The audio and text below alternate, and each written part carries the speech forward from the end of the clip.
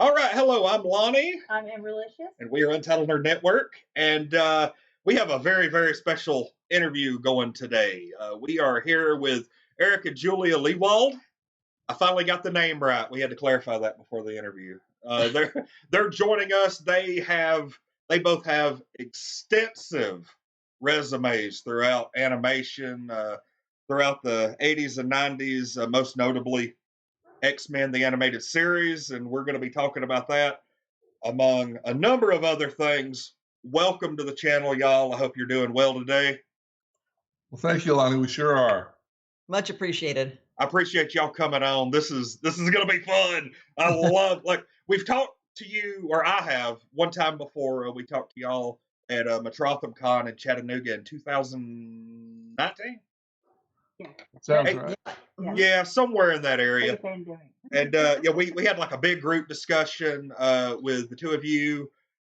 We had Larry Houston. We had Mark with us. I feel like, did we have one more person? No, I think that was it. Okay. Yeah. And then, we did another interview with Lenore and Cal and a bunch of the voice actors. That was a big weekend. That was fun. So I want to ask y'all, let's start way back at the Genesis. So how did you two meet? Were you already writers, or did writing bring you to, did that bring y'all together, or were y'all together first? Which came first, the chicken or the egg? The writing came first because we both each moved out here separately. I moved out here from East Tennessee. She moved out here from Central Texas. Each of us with the goal of just trying to crack it in Hollywood and make a living in the entertainment industry, which was unfathomable when I was growing up. But then it's like someone said, they pay people to write out in Hollywood, and you like to write. Why? And it's like, you can just do that. You can.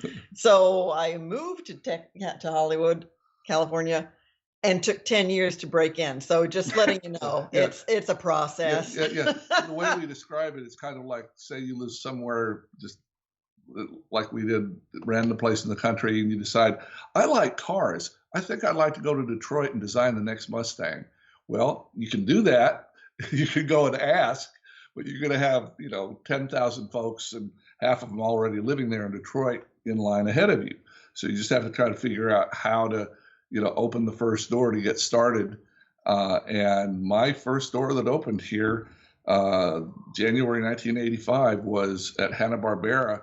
A neighbor of mine was working there as a writer, and they suddenly got a lot more work. It's just like, the factory added on a shift kind of thing, heard their work at Hanna-Barbera. So I took, and I went up there, and I've been writing for a good 10 years, starting in college at UT. And so another UT friend of mine and I took a sample script in, and he said, okay, these people are all right. I don't know if we want to hire them, but at least the foot was in the door. Then we could start pitching to them to work on various shows. And we got one idea okayed, my friend John Wyatt and I, and then it kind of built to two more and more and more. And we each have about 700-800 credits now between, John and me. So it was a good day there in January 85. It just was, and neither one of us had planned to write for animation. We just planned to write out here, and it just was the first door that opened, and we grabbed it. And mine's a similar story, just for folks out there, that I came out to California and did not know a soul, literally didn't know a person, and took 10 years of figuring out how to live in Hollywood, how to try to write spec scripts, and, how do you survive in this? And, Eric's first opportunity came from a neighbor who knew he wanted to write and gave you that information. I was on a softball team for one real short summer because I don't know what I'm doing out there. But there was another gal on the team who said, you want to write, and Disney, the afternoon, is now taking pitches, and you don't need an agent. I guess what we're both saying is let people know if you have something you want to do, and be nice to people, because that truly is ultimately how each of us got in. Disney Afternoon was my very first professional writing job, and it was for Chippendale's Rescue Rangers. Love that show. Eric was writing in the office next door, literally. We were Yeah.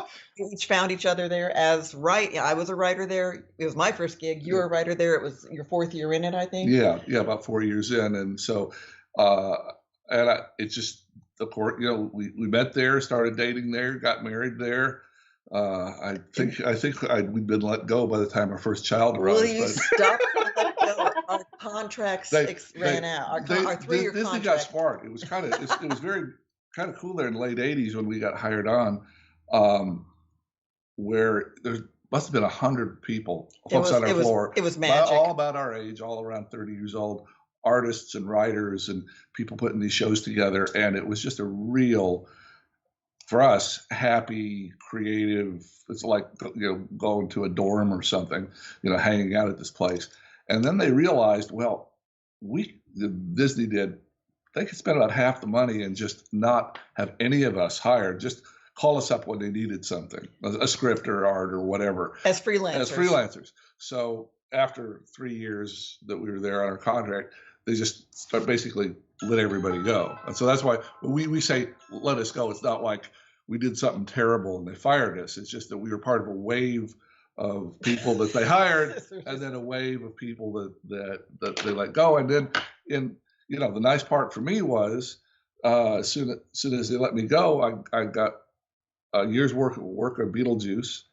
After that, 9 months working for the Beetlejuice company, coming up with new shows for them. And that led right into X-Men, because Beetlejuice had been on Fox, but one of the first shows on the Fox Kids network the first year was open. And the people there liked what I did on Beetlejuice and said, hey, let's hire this guy for X. I was no big X-Men fan. I didn't have any X-Men credentials. I had just done a good year's work for the company for Fox Network that was putting X-Men on. So that was my ticket. If we hadn't been let go from Disney, I probably wouldn't have had a chance to do the X-Men. If our contracts hadn't run their course at Disney, jeez, crackers. Sounds like we're tossed out with the dishwater there. No.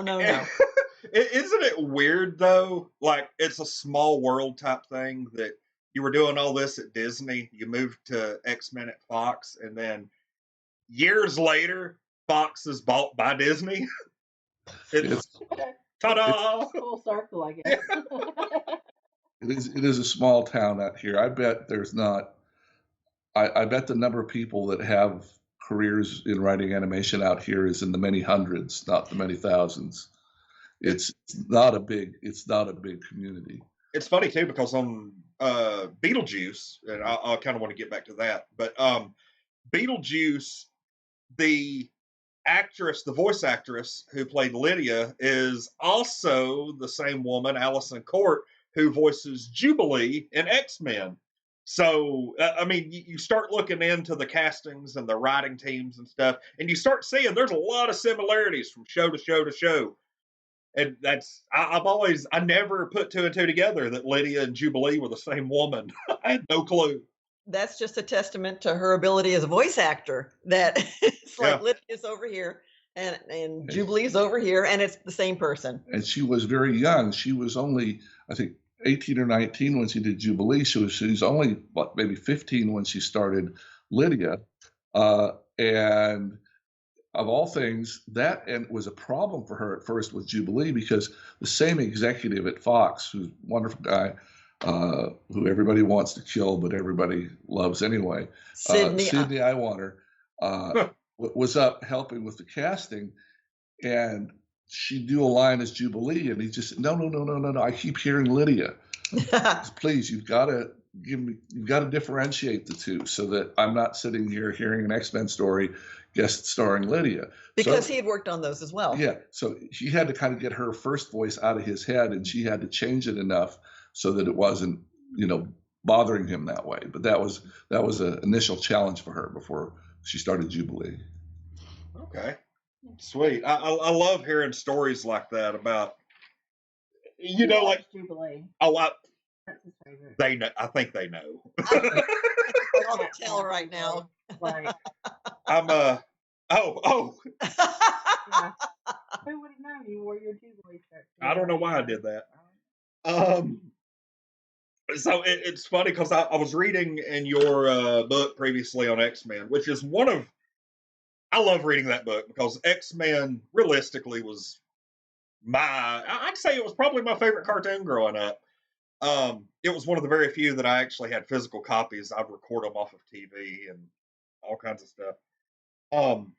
But I was reading in the book, especially during, I don't know if maybe this was the whole life of the show, but apparently technology wasn't what is now, obviously, in the early 90s. And I was reading where when your fax machine would go down at home, that you would have to go down the road to the local drugstore to use their fax machine to send scripts and stuff. Send notes and important faxes to the people because we're 3,000 miles away. Yeah. Folks.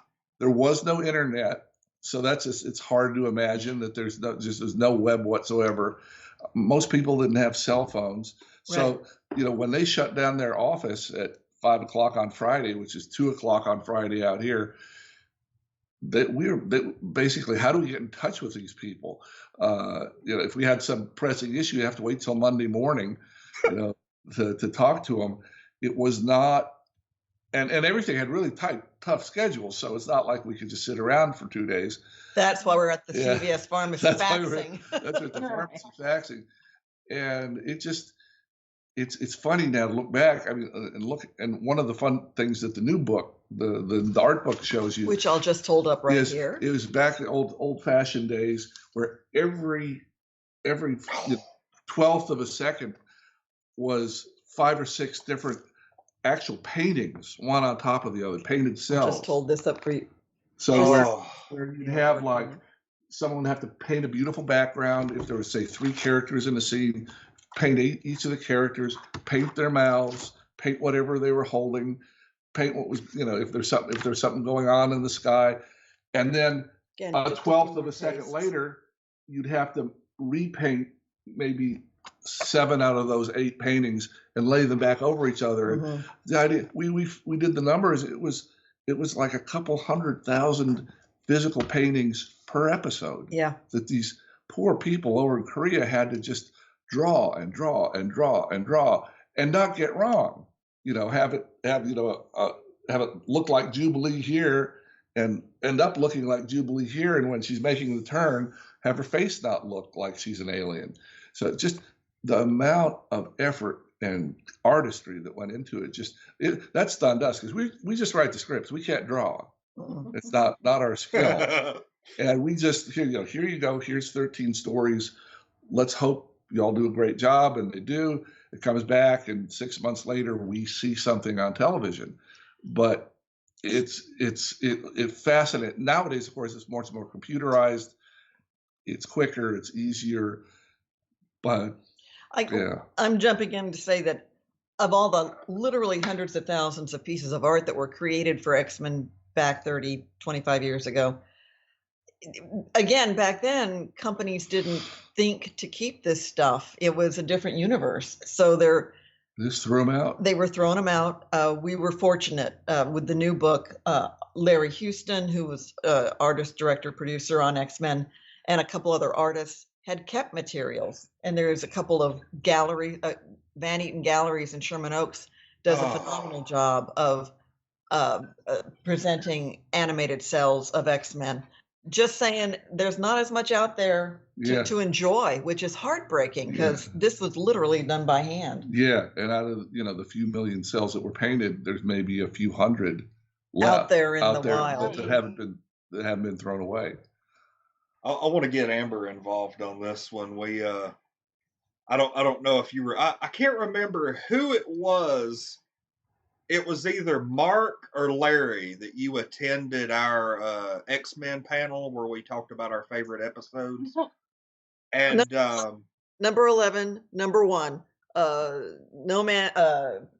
Days of Future Past came in as number 1. I do believe, as everyone, Days of Future Past Part 1 as everyone's favorite number 1 episode. Yeah, we rated the first season. That's what it was. Yes, and I can't remember who attended with you, but we were. I'm flattered that you remember that, by the way. But Amber, tell the story. This has to go out there. I love it. I love it. You know, I have opinions, and I'm always very blunt with them. And I don't know what Lonnie thought. I guess he thought I was just not going to be myself during the panel. And I legitimately was like, you know, I don't give two shits about Cyclops and Jean Grey's relationship. I can't stand Cyclops. He gets on my nerves. And Lonnie turned as red as a tomato because I said that. Because I look over and I'm like, we have the creators in attendance. And I was like, I don't know what you wanted me to be here. Like, Okay. Yeah. I mean, that just wouldn't have been me. And everybody been like, why is Amber being weird? Yeah, I mean, what do you do? What do you do? People that know me would have been like, what's wrong with you? Oh.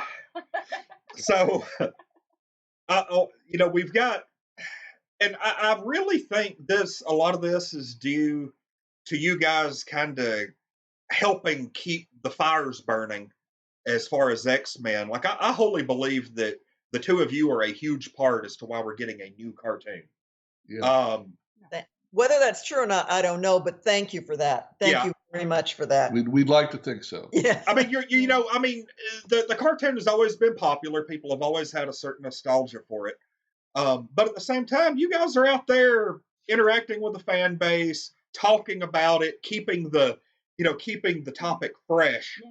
And then we kind of started getting teased with some, we're putting some stuff out for the animated series, like some action figures, and then Good Lord, have you seen this There's stuff lots that's of coming stuff, out? lots of stuff coming out. I actually have already pre-ordered 2 Jubilees. that there was a limit as to they were like, it's a 2-item limit. You can only get 2 of these, and so I was like, well, I'm gonna buy 2 of them then. One's gonna come. Oh, there's the Wolverine. The Hasbro. We just received this. It is literally hot off the presses, but my God, the artwork on this and the artwork on the Jubilee that you're gonna get Is from Dan Wiesenmeyer, one of our artists from the show. One of the original artists, men. So it's just, and look at this as a VHS tape. It's just, and then the articulation. We haven't magic stuff on him yet, but here he came out of the box. But I'm telling you, Jubilee, if she's even half as she's gonna look amazing. Yeah. Oh man. So yeah. Anyway, and the good folks at Hasbro, we met them in the last year and a half or so, and it's just, we can't believe this stuff is being done now. Yeah, it's wonderful. I want to go on record as saying I did not know y'all had that when I brought it up. I had no clue. Just arrived. They've been so kind. Oh. But yeah, if you mentioned Jubilee, I was thinking that must be that is the number 2 in this particular series. Yeah, there's Wolverine, Jubilee, and Mr. Sinister are the initial 3. Yeah. And then, I didn't bother with the other 2. I just wanted my Jubilee. I was afraid. I was like, if I don't hurry up and pre-order this, it's going to be gone. Well, you probably right on that. All this stuff is going through the roof, with popularity. Mondo Entertainment has a remarkable one of Wolverine lying on his bed, with the picture of him holding. Well, here we go. Yes, and they've actually got it to where you could change the photo. Yes, and the picture here. It's all going to fall. Like that was made specifically off of the popularity of the meme that resulted as that. Oh, look at that! Yes. The box hasn't been printed yet, but like I said, this is an early prototype. But credit is due episode 5. Episode 5, yeah, Captive Hearts. Captive Hearts, where that came from, and me getting on the internet a few years back and realizing the meme, sad Wolverine, crush Wolverine, was out there, just astonished me. And then to see people like Mondo respond with this amazing figure, just wow. Yeah. I'm just now really paying attention to everything y'all have in the background. Okay, we're abandoning the interview. We're going to do a tour of the merchandise. Happy to do that. Oh, okay. Before I kind of want to mix X-Men in here, but I want to move on to some other stuff. I've been wanting to talk about this for over a year now. I want to talk to you about Red Planet. Oh, thank you so much for remembering Red Planet. I appreciate that. It's I remember. Are we still good even though we're frozen? Oh no, we're not. Okay. Oh, okay. Y'all are good, but we are like paused on camera. Yeah. You look fine to us. Yeah, but we'll let you figure. Yeah, you guys do what you need to do, because. Yeah, this it's pretty much a. There we go. It's pretty much a typical thing on Untitled Nerd Network where we can't go through an hour of content without at least one technical hiccup. Yes, we have to have at least one. Always. It's never fails. But yes, Red Planet. When I was a child, I believe it was like a 3-parter, and it like episode 1 week, and then 2 the next week, 3 the next week. And something happened that first time I watched them where I missed the finale. Oh no. And that was before DVR, that was before the internet, and so you had to wait. And if I'm not mistaken, it was like another 6 months to a year before they played it a second time. Yeah. And I finally was able to watch it. Like, I had a friend who told me about it because he had seen it, and I was like, I don't think you're really doing it justice. And he didn't. You got to remember, we were, I think, 12 years old at the time. And but I absolutely loved it, so much so I had never, I paid attention to the credits, and it was like based on the book by, Robert L. Heinlein. Mm-hmm. So my first thought was, I got to find this book. And it was just maybe 5 years ago before I finally found one in the wild. And I read about the first 40 pages of it, and then I lost the book. And I've still not finished it. So, yeah, there's some kind of like a curse going on to where I'm not able to finish it. Yeah. But I want to know, like, how did you get that gig, and why Red Planet? I mean, it seems like a match made in heaven, but I'm curious to know the story behind it, because it's not something I even see brought up much, and it was one of my favorite miniseries as a kid. Well, and again, thank you so much for that. One of the behind the scenes things is a smaller production company, Gunther Wall Productions, came to Fox with the idea of doing a 3-part miniseries based on the Heinlein book. Say versus like a bigger studio like Warner Brothers or anybody else. So I got tapped, I think, just fortunately having just come off X-Men the animated series, having written for that one, it's like, well, and in that case, working on the Days of Future Past Part 1 adaptation, this was going to be an adaptation. And it's like, well, okay, so I was the one that ultimately got tapped, and I'm grateful for that. But sitting there in the rooms and figuring out, well, is this going to be a 2-parter? Is it going to be, well, it's, okay, 3 parts. Now, how do you break it down? And there's the sort of blessed are the naive, because to adapt a Heinlein book, it's like, who am I to be doing this? In the same way with Days of Future Past, this is a Chris Claremont crown jewel. Who am I to do this? But everyone was very supportive, a lot of fun. The recording sessions were especially delightful because Mark Hamill plays the father of the young star in this. And I'm just saying, here we are how many years later, and Mark Hamill he was Mark Hamill then, but he's Mark Hamill now. Yeah. So it was a lot of fun. Also, there in 1993, 94, when it came out, enough of an environmental message that the show won the Environmental Media Award for Best TV Film Movie of the Year that year. And that was, for me, my own personal highlight. I got to go to the awards with Eric for that, and it was an amazing experience. So Red Planet, fond place in my heart. But you're right, it doesn't run very often, and that's part because it's an independent, standalone 3-part event. Yeah, yes, and it was the same executives, the executives at Fox that knew Julia from Beetlejuice and from X-Men, where she'd written on both of them. They got the job of making the show, so they went to their list of their favorite writers, and there she was. So that's since it was Fox again, the same network. That's how she had the end there. Did you do all 3 of those episodes?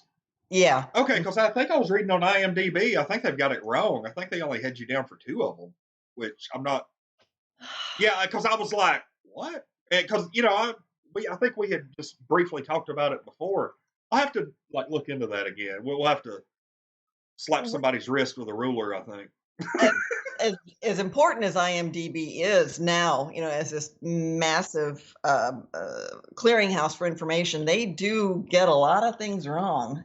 Even on X-Men, the animated series, there's a lot of stuff that's wrong. Yeah, you just have to keep after them. Yeah, but thanks for the heads up. Oh yeah, now this was probably a year ago. I haven't looked at it since. They may have changed it. So on that show, was there anything more? Because I haven't finished the book. Was there anything in the book that was maybe a little too violent or adult oriented that really had to be pulled for 90s children's television?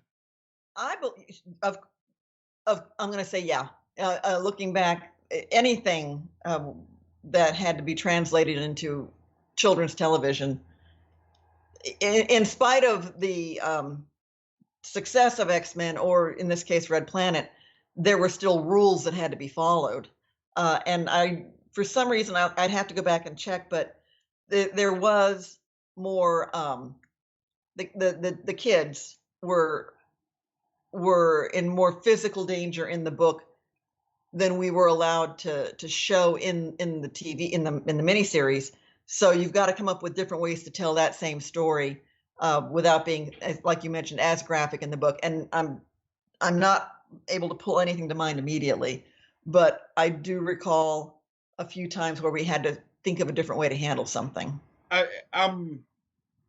My memory is kind of playing tricks with me, but I seem to remember that maybe in the book, either there was not a sibling, like the main guy did not have a sibling, or maybe the sister was the main character, or something like there was some kind of dynamic there with the kids that was changed fundamentally from book to TV show.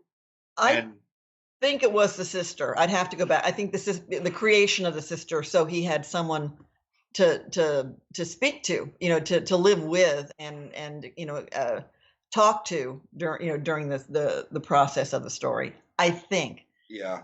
Yeah. And the nicknames they called each other, her Phyllis Jane, and so she was PJ, so he would call her Pajamas. Yes. That sibling thing, yeah. Are we past the spoiler window on that? It's been close to 30 years. I'm sure somebody will comment spoilers. Okay, so at the I want to tell you this. Like at the end of episode 2, the main character, God, I can't. Jim is his name.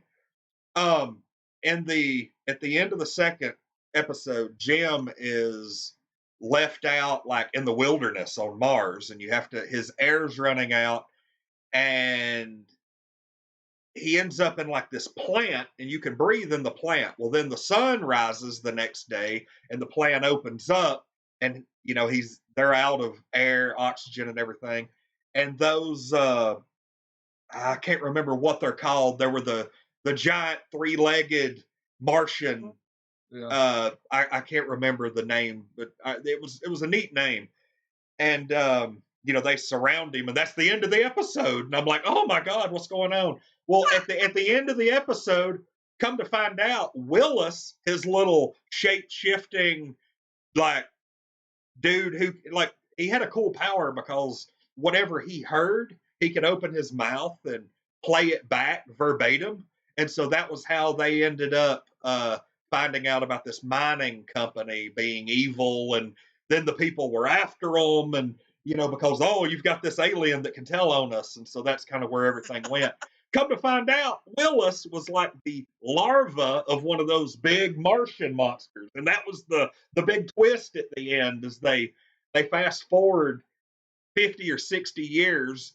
Jim has long been dead, and Willis is standing there as this giant Martian with his like granddaughter, and Mars has been terraformed. And I thought that was the coolest ending ever. I was like, see, I remember. I'm going to tell you, I believe that was something that I had to craft in order to make it work on a TV show. That time compression is not what happens in the book, if I recall correctly. The story is that story, but that time compression where you go, oh my gosh. So thank you for that. Thank you very much. That was one of those deals. Occasionally, I think the video version occasionally does a little better than the book in certain parts, and I think that might be one of them. Like, I'm one of those people who I think that the big twist at the end of Watchmen is better in the movie than the book. I know that's blasphemy to a lot of people, but they're different mediums too, and that's something that we were constantly sensitive to on X-Men, that taking the comic books and what was true to the stories there and translating that into a TV series versus slavish devotion to something that might not play the same way in different mediums. It's a major consideration. Really quick, we are at the 30-minute mark. Yeah. How long do we have? About another 20, maybe. Another 20. Can we do that? Yeah. 15 to 20, but yeah, 20 tops. Cool. I just want to make sure I'm not keeping y'all too long. Okay. Do you have anything? I'm just. We're not going to be able to cover everything. One day we'll have y'all back on at some point. I do want to say we are going to have y'all back on for a brief thing in the spring. Well, we're going to tease that, but we'll talk about that at the end of the interview. So I want to know, like, what's 2022 looking like for y'all? Like, I know we've got a lot of stuff probably going on. Are y'all hitting the con circuit again or anything? Yeah. We hope this book that I got to write on, my name's on this one too, came out October 2020, right in the middle of the pandemic. We didn't get to go, we still haven't had the opportunity. We've been to one con during the dip between Delta and Omicron. Yep. And that was here at LA. Los Angeles. We didn't fly anywhere. We just drove our car down with a bunch of books in the back and had a table at that. And that was wonderful. There was all this pent up interest. People hadn't been able to go to cons for a couple of years. And so it was a wonderful 3 days. So we have not been able to go out and sell people the books, and we wish we could. We got one set up for March and one set up for June and one set up for November now. But we're thinking if things start to open up a little more, make sure to go to at least one a month. We hope to and be able to take the book places where people haven't heard about it, haven't seen it, and obviously people are going to ask us about the new show, but as sadly, we always have to start out by saying, they want this to all be a wonderful surprise next year when the show comes out. So we can't, we're Sergeant Schultz from Hogan's Heroes. We know nothing, we say nothing. We're talking about X-Men 97. Right. Yes. Which we are consultants on, which they were very nice. I mean, it's a new group of folks that are making this one wonderful extension of our show of the series. But they were 9 times out of 10 out here in Hollywood, the people that create something special, if there's a reboot 20, 30 years later, they're never called, never referred to. They were nice enough to call the two of us and Larry Houston on to be consultants. But again, it's these new folks that are making this show. Okay. I'm super excited. Like, and here's the thing. A lot of people don't realize is, people are digging for info, but just for the sake of argument, if y'all came out right now and gave every single detail that you knew, what would be the point of watching the show? You know, like people are so used to spoiler culture now. It's like, I mean, I don't like. There were a lot of things about the new Spider-Man film that I would have been a lot happier if the internet didn't exist and I could have just gone into that not expecting anything, just going by the trailer, you know. But I mean, I don't know. I feel like, I mean, I'm an impatient person. I'll admit that. But at the same time, you don't really need your stuff spoiled a year and a half before it comes out. In any way, you really don't. And it bothers me that we've gotten to that point as a society or a fandom. And I mean, I'm the first person sometimes that goes looking for little tidbits and stuff, but I'd rather it wasn't there. You know, I'd rather it just not be there. Yeah. The fact that it's happening is still astonishing in the most wonderful way. The fact that this got announced back on November 12th last year. Yep. Oh my gosh. Yeah. So we're happy. Yeah. Yeah. You know, we worked, as you know, by looking at the list over the years, we worked on 40 some different series. That's probably right. And we certainly don't expect almost any of the other to be rebooted or to have this kind of longevity, but there's just something about X-Men that people still love 30 years later in the same way that they did when they first saw it. And that's just magical to us. I mean, how there's no way to describe how that happens, you know, for one thing that you do, but other things you work just as hard at, you think you do just as good a job, and it doesn't stay with people, but this stays with people. And that's real gratifying.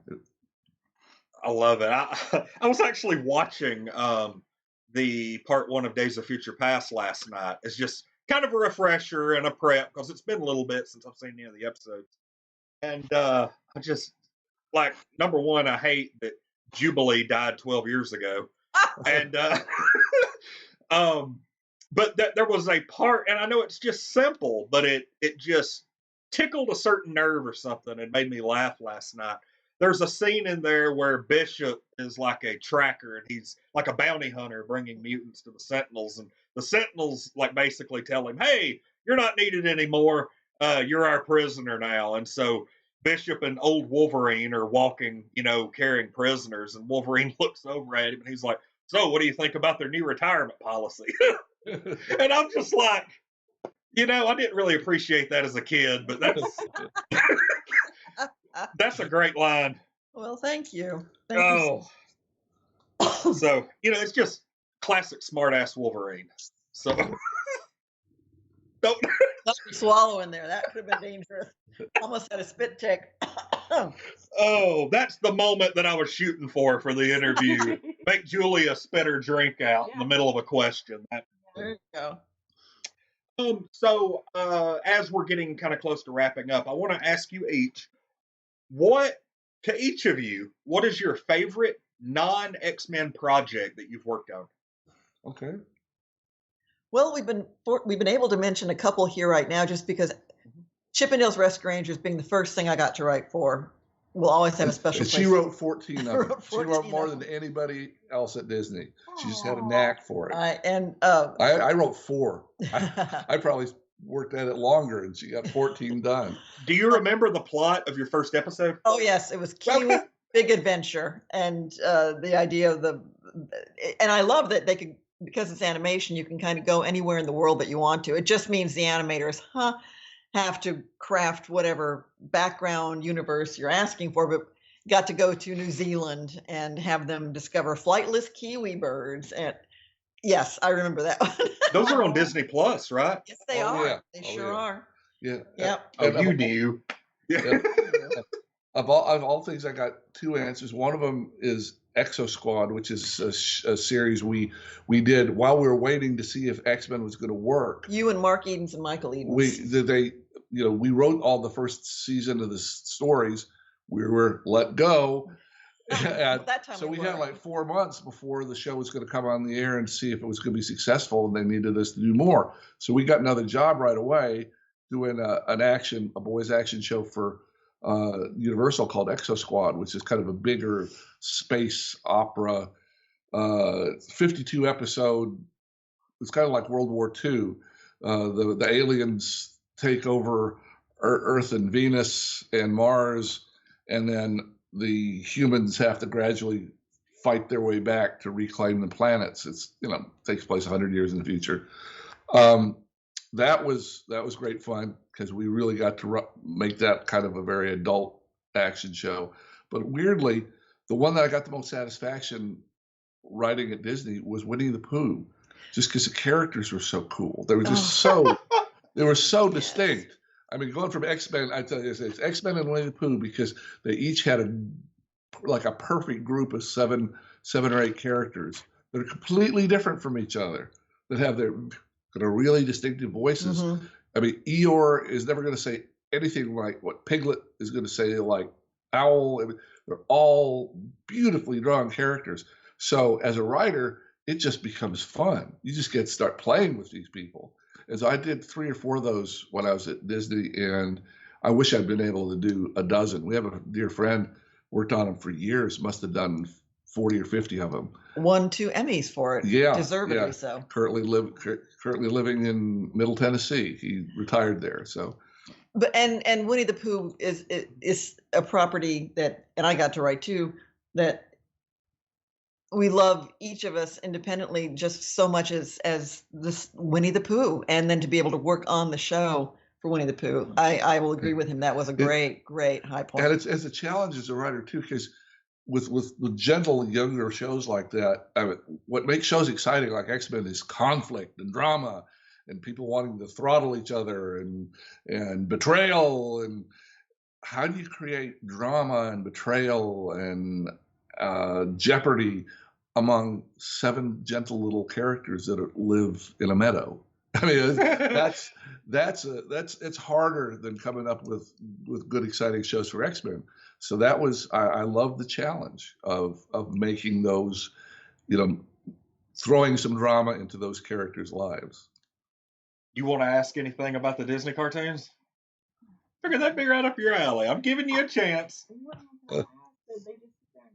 Okay. Okay. I want to do like one more X-Men question. Sure. Did y'all have plans? Because season 4 of X-Men was supposed to be it, and then they ordered season 5, and I know the reception on that was received kind of mixed. Like, there were some gems in the last season, despite the way it looked completely different and everything. Were there any plans in the back of your mind of what to maybe do with the series if by some weird chance they ordered a season 6? Not at the time, no. Okay. We were so used to, you see about all the different shows we were hopping from. We were so used to the idea that you do a certain number of shows and they'd say, thank you, see you around. And it just, a lot of places, they just have a pre-order, maybe of 26 or 40 or whatever. And you go into a series just knowing that that's what they had the money for. And that as soon as you're done with the last one, you were going to go on. So we tended not to expend a lot of time and energy wondering what would happen if we got another season of something. It'd be a great gift, but 8 out of 10 times there wasn't going to be another season. So we just really didn't get in the habit of pondering that. And the challenge was, as you can see, the 5th season, the budget was just slashed, and the animation was just. And that was kind of depressing. I mean, it didn't keep us from trying to do the writing as well as we could. And I agree with you. There are some amazing episodes. There's some excellent, 3 or 4 of my favorite stories were out of those 11. I think 2 or 3 of the worst ones are in those 11. But yeah, it was a little disheartening seeing the production value go down by a third coming back, and that's just simply a case of new people got in charge. Margaret Lesh wasn't behind it anymore. She was gone. And so suddenly there was nobody defending the quality of the show. And so they made it for as cheap as they could, and it looked like it. And also at the time, this is more behind the scenes stuff, but you can kind of get a sense of how a show is being handled or treated internally, and it's like, no, this is really the end. Yeah, This I mean, is you going can to feel, be it. they're cutting back on the music cues. They're cutting back on just some, atmosphere, detail, post-production. Every chance that they could, chop a chunk out of the budget, they chopped it, and that just it didn't bode well for the future with that group of people. Mm-hmm. I feel like that kind of thing happened a lot during that time period, because you saw a lot of cartoons that would be just on fire for 2 or 3 seasons, and then suddenly there's something different about it, and you're like, like maybe they changed a voice actor, or the art was a lot more simplified. Like the art looks almost like today's animation art. Like everything's kind of going simpler. Yeah. But anyway, we are gonna let y'all go. I will stay on with you for just a second afterwards, and I really appreciate y'all coming on and talking to us about everything. I'm as much a sucker for stuff from 20, 30 years ago as I am the stuff coming up a year from now. So I'm I love talking to y'all about these things, and it's nice to be able to talk to the lady who did Red Planet. Because that's something I never thought I'd be able to do, is discuss that cartoon with the person who was behind it. So I'm good with that. For that, thank you. Well, thank y'all for coming on. This is I appreciate you giving lowly Untitled Nerd Network an opportunity to talk with y'all, and hopefully Amber doesn't choke to death. Okay. Don't do that on the air. Wait till we go on. Oh, okay. Well, okay. Well, that is it. X-Men 97 coming soon to a TV near you, and we are very much looking forward to it. Thank y'all for coming on. Thank you. I'm Lonnie, and we are Untitled Nerd Network, and we'll be seeing Eric and Julia hopefully sooner rather than later. All right. Thanks so much. Thanks so much.